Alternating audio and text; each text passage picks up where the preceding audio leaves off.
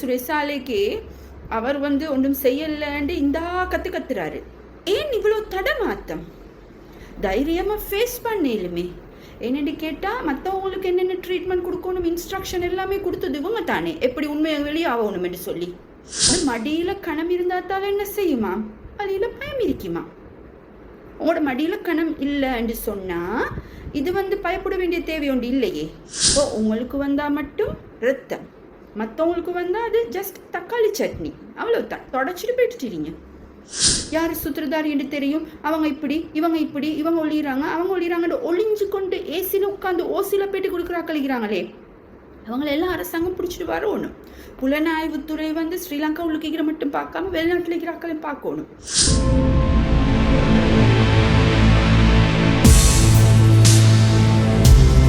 அஸ்ஸலாமு அலைக்கும் வரஹ்மத்துல்லாஹி வபரகாத்துஹு. நான் சட்டத்தரணி நுஸ்ரா நஜ்முதீன். மீண்டும் ஒரு பதிவில் உங்கள் அனைவரையும் சந்திப்பதில் மகிழ்ச்சி அடைகின்றேன், அல்ஹம்துலில்லாஹ். இன்றைக்கு நான் உங்களோட பேச போகிற விஷயம் என்னென்னு பார்த்தீங்கன்னு சொன்னால், சுரேஷ் சாலையோட மனைவி எனது கணவர் நிரபராதி, இவ்வாறு செய்கிறது அபாத்தமானது, எல்லாருக்கும் உண்மை தெரியும், அவர் நிரபராதின்னு இப்படி அநியாயம் செய்ய வேணாண்டு அவங்க பேட்டி கொடுத்து கொண்டு இருக்கிறாங்க. அதே போல் அவரோட கைதை கண்டித்து உண்ணாவிரதங்கள் நடக்குது, போராட்டங்கள் நடக்குது, ஆர்ப்பாட்டங்கள் நடக்குது, எல்லாம் நடக்குது. ரைட். அது போதாத்துக்கு அவங்களோட தரப்புல வாதாடுற சட்டத்தரணிகள் அச்சுறுத்தல் இருக்குதாம், அவங்களுக்கு சித்திரவதை நடக்குதாம், அதனால் அவர் தற்கொலை செய்கிற மனநிலையில் இருக்கிறாராம் அப்படின்னு சொல்லி ஒரு சைடால் அப்படியே போயிட்டு கொண்டு இருக்குது. இதெல்லாம் இப்படி இருந்தாலும் சுரேஷ் சாலையை கைது செஞ்சு ஓகே நாங்கள் சொல்லுவோமே அவர் நிரபராதி தான் ஓகே என்று சொல்லுவோமே. அப்போ அது நிரபராதின்றது விசாரித்து தீர்க்கிறதுக்கு நாங்கள் ஒரு டைம் ஒன்று கொடுக்கணுமேண்ணா. ஆளை பிடிச்ச உடனே அவர் நிரபராதி என்று சொல்லி உடையலாது. ஏன்னு கேட்டால் நாங்கள் கொஞ்சம் அப்படியே பாஸ்ட்டுக்கு ஈஸ்ட் அட்டாக் நடந்த கண்டிஷனுக்கு போனோம் என்று சொன்னால் எத்தனை மக்களை பிடிச்சாங்க, எத்தனை அப்பாவி இளைஞர்களை பிடிச்சாங்க, லேடிஸ் பொம்பளையில பிடிச்சாங்க, ஒரு ஃபோன் வச்சுட்டு இருந்தேன்னு சொல்லி எத்தனை பேரை பிடிச்சாங்க. எத்தனை பேரை பிடிச்சி என்ன செஞ்சு அப்போ எல்லாம் எங்கே போச்சு? இந்த ஆர்ப்பாட்டங்கள், உண்ணாவிரதங்கள், போராட்டங்கள் எல்லாம் எங்கே போச்சு? அப்போ எல்லாமே என்ன சொன்னது? இல்லை விசாரிக்கணும், விசாரிக்காமல் ஒரு முடிவு எடுக்கல. அது விசாரிச்சா தானே விளங்குமே உண்மையாக குத்தவாளியா இவங்களுக்கு சம்பந்தம் இருக்குதா, இவங்க உடந்தை கொடுத்துருக்கிறாங்களான்றது விளங்குமே. இன்னும் வரக்காட்டு எத்தனை நாட்களோட வழக்கு போயிட்டு கொண்டிருக்குது. அவங்களோட பொருட்கள் எல்லாம் இன்னும் வரக்காட்டும் அனலிஸ்ட் டிபார்ட்மெண்ட்டில் போயிட்டு கொண்டிருக்குது கேஸ். அதோட ரிப்போர்ட் வரக்காட்டும் இன்னும் டைம் இல்லை அனலிஸ்ட் ரிப்போர்ட் வரத்துக்கு. எவ்வளோ காலம்? அப்போ எவ்வளோ காலம் சிறையில் சித்திரவதை அனுபவிச்சாங்க, பெயில் அவுட் பண்ண இல்லாமல் இன்னும் வரக்காட்டும் சிறையில் எவ்வளோ பேர் இருந்துட்டு இருக்கிறாங்க. அப்போ அந்த நேரம் எல்லாம் வராத அக்கறை இப்போ ஏன் வருது?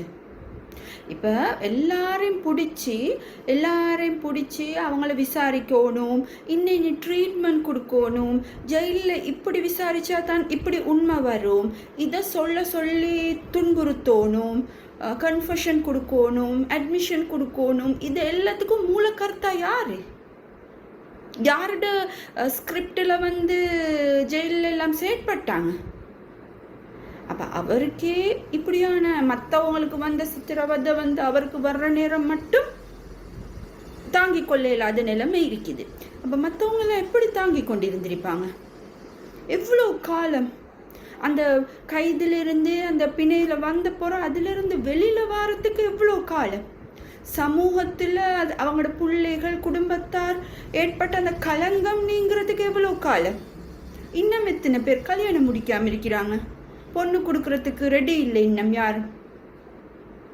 எவ்வளோ பிரச்சனைகள் இருக்குது.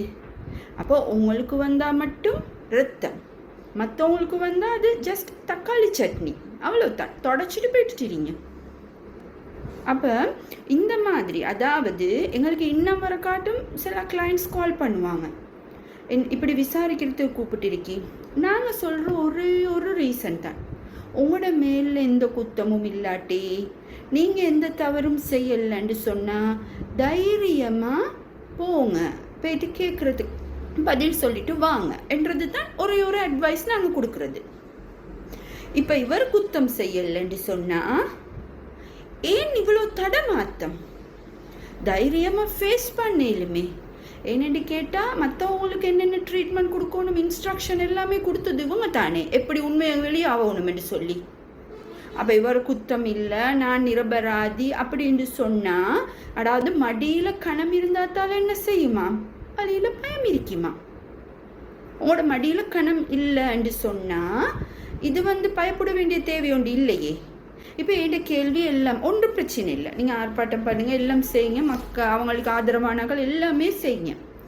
ஏன் இதை இவ்வளவு நாளும் இந்த பொதுமக்களுக்காக வேண்டியும் அநியாயமாக கைது செய்யப்பட்டவங்களுக்காக வேண்டியும் குரல் எழுப்பல்ல?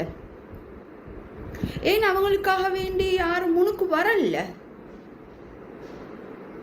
எவ்வளோ கஷ்டப்பட்டாங்க ரிமாண்ட்ல, வழக்குகளுக்கு எவ்வளோ வீட்டாக்கள் ஒவ்வொரு கோர்ட் வழியாக அலைஞ்சு திரிஞ்சாங்க.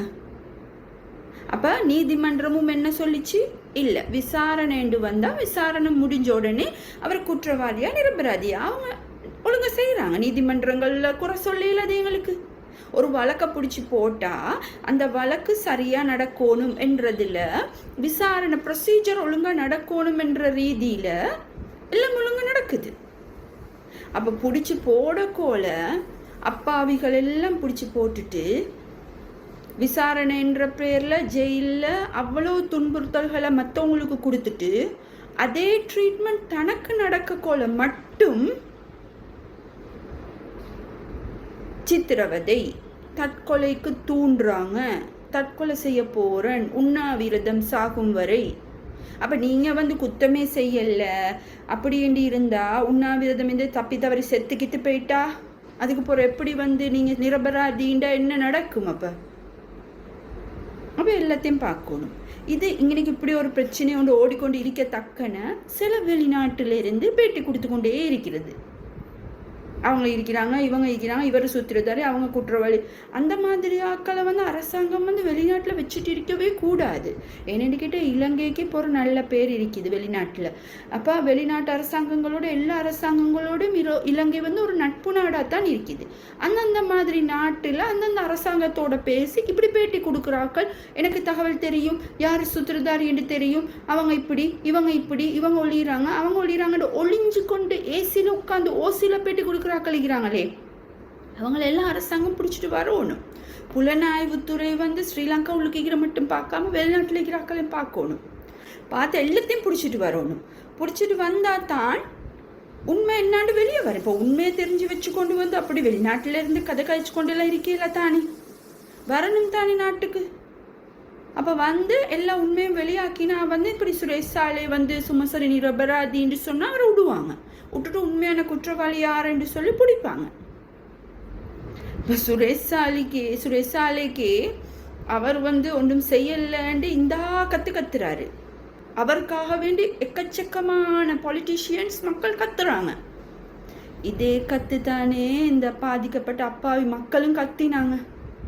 நாங்கள் செய்யலடாப்பா, நாங்கள் செய்யலடாப்பா, எங்களுக்கும் இதுக்கும் எந்த சம்பந்தமும் இல்லைப்பா என்று இதே கத்து தானே கத்தினாங்க. ஜெயிலேருந்து எத்தனை மக்கள் அழுந்தாங்க, கண்ணீர். எத்தனை மக்கள் சாப்பாடு தின்னாம கவலையில், மனவிரக்தியில், டிப்ரெஷனுக்கு போயிட்டு நோயாளியாகி எவ்வளோ எல்லாம் நடந்துச்சு. அப்போ அவங்களுக்கு ஒரு நியாயம், இவங்களுக்கு ஒரு நியாயமா? விசாரணைண்டு வந்தால் பாகுபட்சம் இல்லாமல் பாரபட்சம் இல்லாமல் எல்லாருக்கும் சட்டம் சமன் என்று சொல்லி விசாரிக்கணும். விசாரிச்சு ஒரு முடிவு வர காட்டி கொஞ்சம் பொறுமையாக இருக்கட்டுமேண்ணா, என்ன செய்ய? வேற ஒன்றும் செய்யறதுக்கு இல்லையே. தான் குற்றவாளி இல்லைன்னு யார் நினைக்கிறீங்களோ தைரியமா இருப்பாங்க. தைரியமா இருந்து இன்வெஸ்டிகேஷனுக்கு ஹெல்ப் பண்ணலாம் தானே. அப்படி இல்லாமல் திசை திருப்புறத்துக்காக வேண்டி இப்படியெல்லாம் ஆர்ப்பாட்டம் பண்ணி உண்ணாவிரதம் இருந்து அப்படி இப்படி எல்லாம் செஞ்சு அவரை விட்டேன்டா உள்ளுக்கு இருக்கிற மற்றவங்க